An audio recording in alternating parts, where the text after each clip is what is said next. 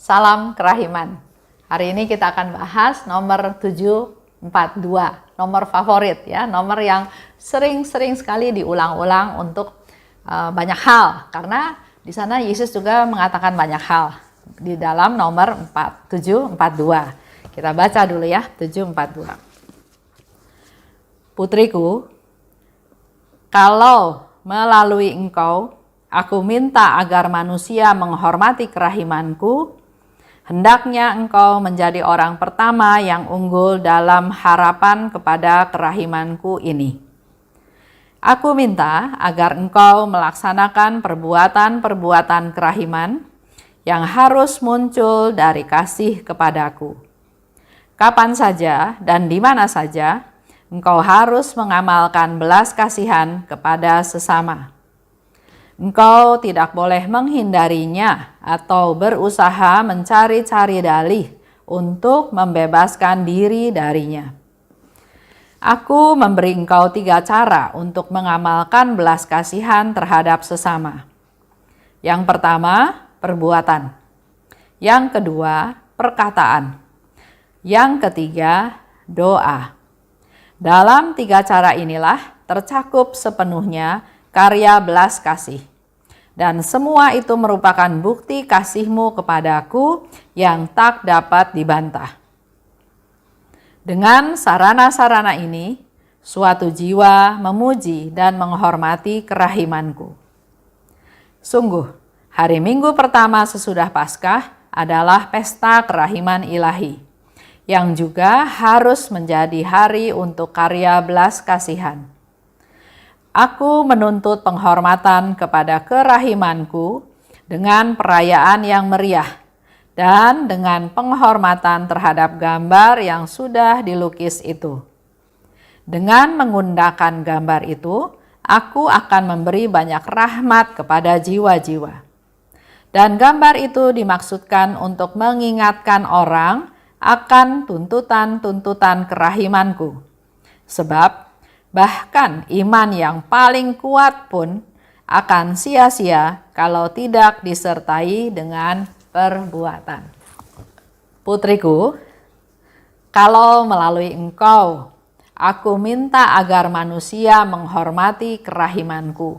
Yesus minta melalui Suster Faustina, orang kenal, orang tahu, orang mengalami kerahiman Tuhan dan akhirnya menghormati kerahimanku ya. Tapi Yesus minta engkau, Suster Faustina, yang jadi orang pertama yang unggul dalam harapan pada kerahimanku ini. Jadi kita meneladan Suster Faustina, kita pun mewartakan kerahiman, bercerita tentang kerahiman, tapi juga harus menjadi orang yang unggul dalam praktek kerahiman tersebut. Bukan hanya ngomong, ampunilah dia. Tapi kita sendiri dendam, kita sendiri nggak mau ampuni orang. Buat apa? Yesus minta kita harus unggul, kita harus jadi contoh. Kita harus memberi teladan tentang harapan-harapan pada kerahimanku tersebut. Jadi sungguh-sungguh punya iman, berharap pada kerahimannya Tuhan. Dan ini harus unggul, harus kelihatan, harus nyata, bisa dilihat oleh orang-orang yang lain. Nah, kita lihat kalau bicara unggul, bandingkan ya dengan Suster Faustina, dengan kita semua. Suster Faustina itu sekolah cuma sampai kelas 3 SD. Selain itu dia bukan orang yang sehat, dia orang yang sakit-sakitan. Kerjaannya pun atau pengetahuannya pun nggak tinggi karena memang sekolah 3 SD ya. Dia kerjanya jadi penjaga pintu, kerja di dapur, kerja di kebun. Jadi apa yang dia lakukan itu hal-hal yang nggak penting dalam tanda kutip ya. Bahkan dia juga dalam hidupnya sering direndahkan oleh suster-suster lain. Tapi Yesus minta dia harus unggul. Unggul dalam harapan kerahimanku. Dia unggul dalam kasih. Pendidikan boleh rendah, pekerjaan boleh sederhana, tapi Yesus minta supaya Suster Faustina bisa menjadi orang yang unggul dalam kasih. Contohnya misalnya kita bisa berbelas kasih bukan bukan suka bohong, ya. Bukan kasih yang pura-pura mengasihi, padahal sebetulnya enggak mengasihi. Kita harus punya kasih yang murni, kasih yang tulus, ya, bukan yang pura-pura, bukan yang bohong, dan kasih itu harus nyata. Nyata dalam hidup kita sehari-hari. Ya, jadi dalam hal ini kita juga diminta oleh Yesus untuk bisa unggul. Bukan dalam cari uang, bukan dalam hal kepintaran, bukan dalam hal kehebatan, tapi unggul dalam kasih. Ayo kita berlomba-lomba untuk menjadi orang yang terus bisa mengasihi. Aku minta agar engkau melaksanakan perbuatan-perbuatan kerahiman. Itu yang Yesus minta. Kita diminta untuk melaksanakan perbuatan, ya, perbuatan kerahiman. Yang harus muncul dari kasih-Mu kepadaku. Kita bisa melakukan pelayanan, bilang ada orang salah minta ampun, ya sudah diampuni. Ada orang minta bantu, ya sudah dibantu. Tapi apakah itu tulus? Apakah itu muncul dari kasih kita kepada Tuhan? Tuhan, saya lakukan ini karena saya mengasihi Engkau. Engkau meminta saya melakukan ini, maka saya lakukan karena saya mau mentaati perintah-Mu, karena saya mengasihi Engkau. Bukan perbuatan-perbuatannya yang terpenting, tapi kasih yang murni. Itulah yang menjadi motivasi dari semua perbuatan kita. Jadi bukan prosesnya bikin seminarnya sukses, yang ikut banyak, ya, atau bikin satu event dapat uang banyak, bukan itu yang menjadi fokus. Tapi yang Yesus minta adalah semuanya didasarkan dengan kasih yang murni. Itu motivasinya. Saya mau melayani karena saya mengasihi Tuhan. Karena saya mengasihi Tuhan, Tuhan juga diminta supaya saya mengasihi sesama, maka saya mengasihi sesama. Jadi kita dasarnya adalah kasih yang menjadi motivasi kita, ya. Semua perbuatan baik, melayani, memberi sedekah, memberi nasihat, baru disebut berbelas kasih kalau didasari oleh kasih yang murni. Nah, ini coba direfleksi ke diri kita masing-masing. Apakah saya sudah berbelas kasih? Ya mungkin. Tapi yang namanya berbelas kasih yang sebenarnya adalah kalau kita melakukan hal tersebut dengan dasar kasih. Kapan saja dan di mana saja engkau harus mengamalkan belas kasihan kepada sesama. Kapan saja, di mana saja. Nah, ini menjadi satu tantangan buat kita, ya. Kadang-kadang kita melihat orang itu, oke, saya mau bantu, saya mau tolong. Tapi kalau lihat yang ini, saya nggak mau. Padahal Yesus minta kapan saja dan di mana saja. Engkau tidak boleh menghindarinya atau berusaha mencari dalih untuk membebaskan diri darinya. Kita kan suka, ya. Nah, contoh, mungkin sudah sering dengar juga.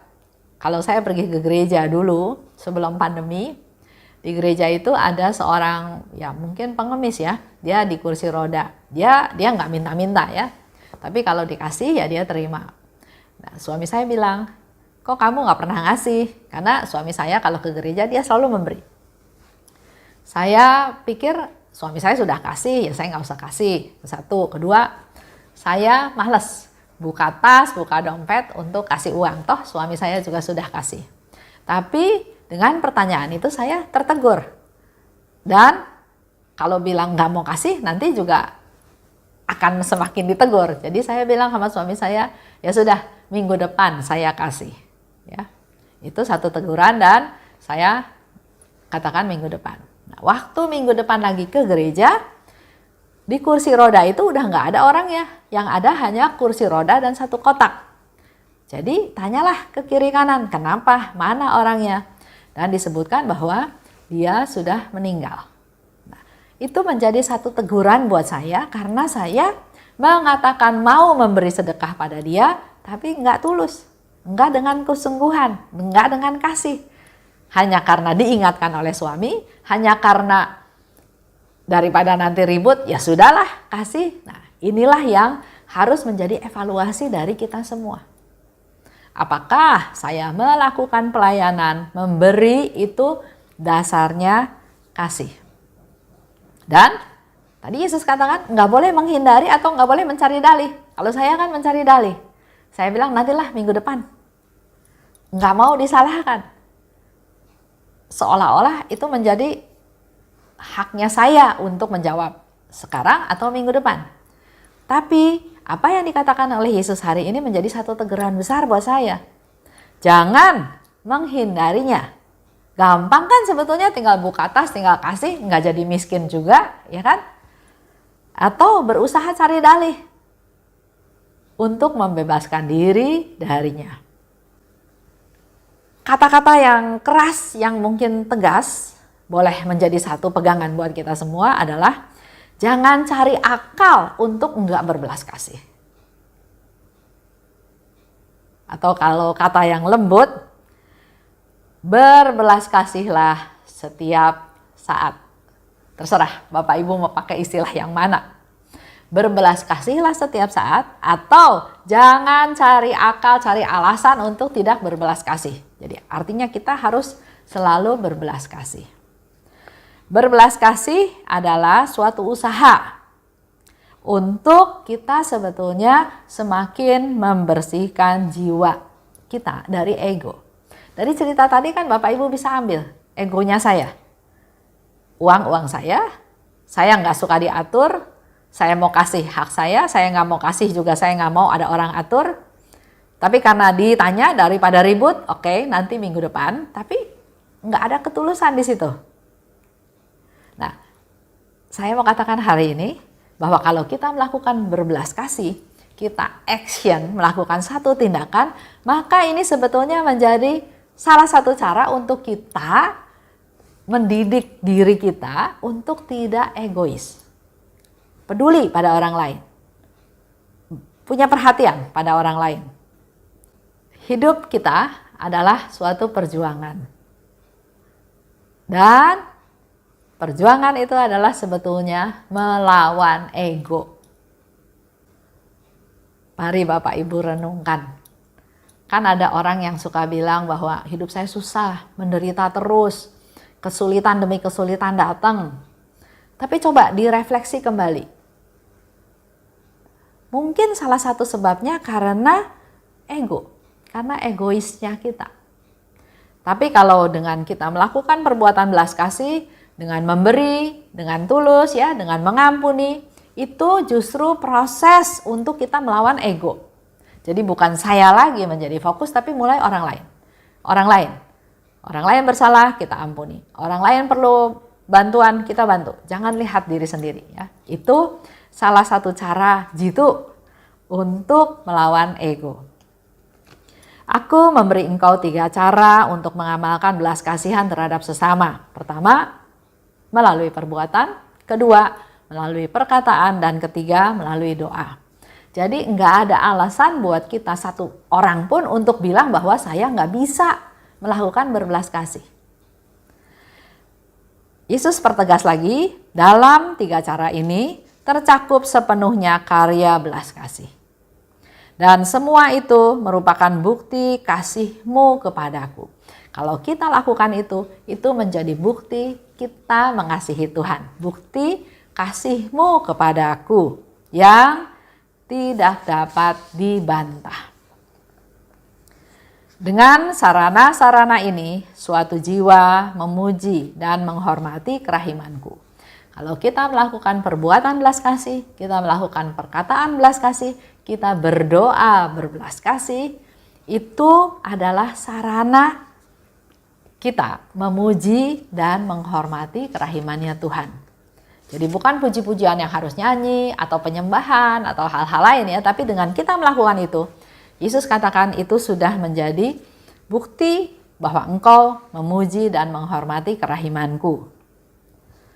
Perkataan, nah, kita coba ya perkataan yang berbelas kasih. Contoh aja yang gampang dalam keluarga kita masing-masing. Kata-kata apa yang sering kita ucapkan atau kita katakan? Kata-kata pujian atau malah kata-kata yang negatif. Ada misalnya suami pulang malam, dia bercerita bahwa dia melakukan ini, melakukan itu sehingga pulangnya malam. Si istri langsung nggak terima, dia bilang kamu bohong. Misalnya ya. Ada juga suami yang misalnya punya kemampuannya terbatas, istrinya yang pangkatnya lebih tinggi, gajinya lebih besar, dia nganggap suaminya nggak bisa apa-apa. Dia menganggap merendahkan atau meremehkan suaminya. Mungkin juga dalam keluarga ada yang memaki, marah-marah, menghina, menuduh, membeda-bedakan, juga memfitnah. Kalau di dalam keluarga kita ada salah satu aja dari hal yang tadi saya sebutkan, pasti di dalam keluarga tersebut ada keributan. Bukan ada damai. Orang belum tentu bohong, kita sudah tuduh bohong. Setiap manusia sederajat, tapi kita rendahkan dia. Dibedakan. Ya, biasanya dalam keluarga-keluarga tertentu, oh ini buat anak laki yang paling besar.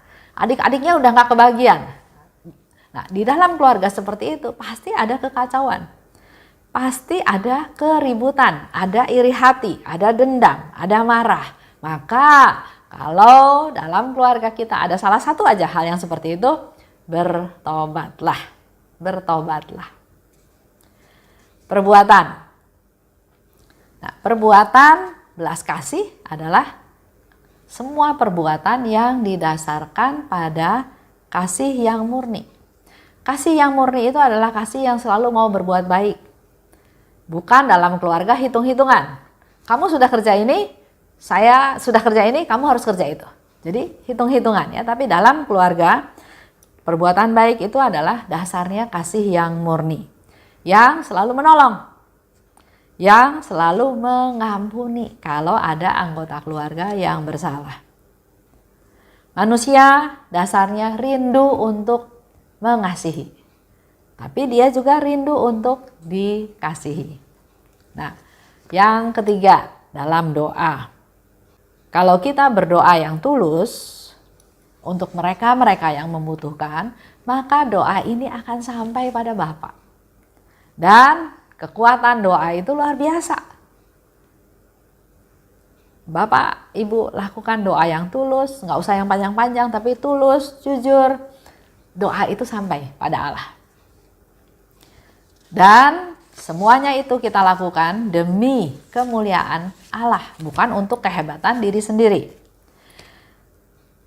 Dikatakan lebih lanjut oleh Tuhan Yesus, sungguh hari Minggu pertama sesudah Paskah adalah pesta kerahiman ilahi. Terus menerus Yesus sounding hal ini 23 kali ya dalam buku diary-nya.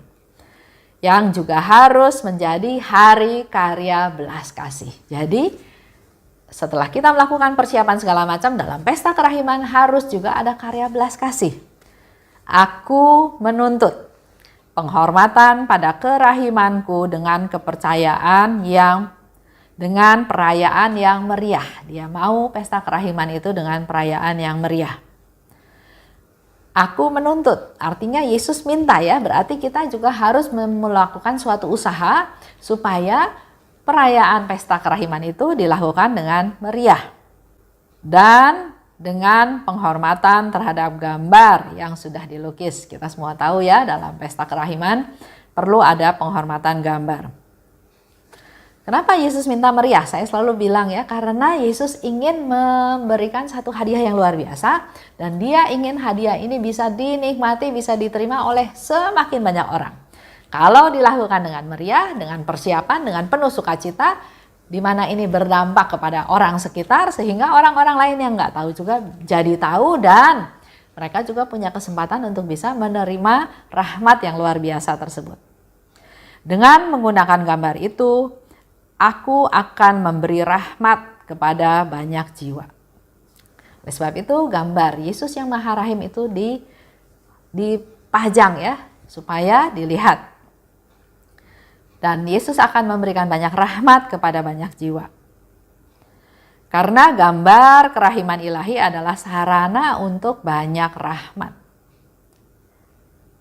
Juga dengan gambar itu menjadi satu tuntutan, satu peringatan. Jadi kalau kita melihat gambar Yesus yang Maha Rahim, bukan hanya ingat bahwa Yesus memberkati kita, Yesus datang pada kita, Yesus memberikan sinar-sinar merah dan sinar pucatnya, memberikan kehidupan baru, mengampuni kita, tapi itu juga menjadi satu pengingat buat kita bahwa segala sesuatu perlu melakukan juga karya belas kasihan. Gambar itu menjadi suatu peringatan buat kita supaya kita juga melakukan perbuatan belas kasih. Jadikan belas kasihan jadi pola hidup kita. Maka secara bertahap hati kita akan berubah. Dari hati yang keras, hati yang egois, hati yang cuek, hati yang iri, hati yang dendam. Secara perlahan, secara bertahap akan punya hati yang berbelas kasih. Sehingga Yesus katakan dia akan nyaman tinggal di dalam hati kita karena hati kita sudah dipenuhi dengan belas kasih. Hilangkan semua hal-hal yang negatif yang tadi sudah saya katakan. Mari kita terus berusaha, minta kekuatan dari Tuhan, minta penyertaan Tuhan, minta rahmat Tuhan, supaya kita juga bisa punya hati yang berbelas kasih. Percaya pada Tuhan. Tuhan akan mampukan kita, Tuhan akan kabulkan kita. Waktunya itu suatu proses. Hanya kita dan Tuhan yang tahu ya, tapi kita tetap perlu berusaha, punya niat, punya keinginan untuk punya hati yang berbelas kasih. Itu aja untuk hari ini. Salam kerahiman.